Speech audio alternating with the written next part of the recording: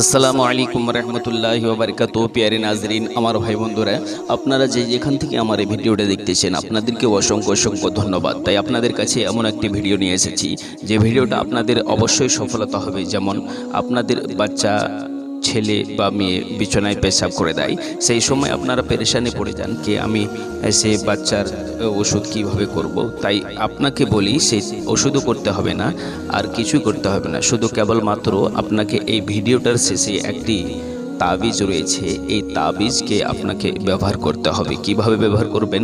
যদি এই তাবিজকে ব্যবহার করে নেন, দেখবেন আশা করি আপনার বাচ্চা সারা জিন্দগিতে পেশাব আর করবে না বিছানায়। তাই বেচনা থেকে, সেই পেশাব থেকে বেঁচে থাকার জন্য আপনাকে এই ভিডিওটাই যথেষ্ট। তাই হলে আপনি কি করবেন? আপনি সর্বপ্রথম করবেন কি, এই তাবিজটা এইভাবে লিখবেন।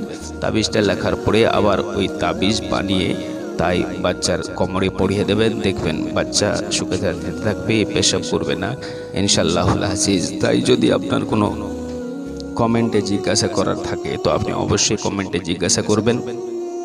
আর আমার এই ভিডিওটা ভালো লেগে থাকলে পরে আপনি চ্যানেলটাকে সাবস্ক্রাইব করে পাশে থাকবেন, আর নতুন নতুন ভিডিও অবশ্যই আপনি পেয়ে যাবেন। ফি আমানিল্লাহ, খুদা হাফিজ। আসসালামু আলাইকুম ওয়া রাহমাতুল্লাহি ওয়া বারাকাতুহু।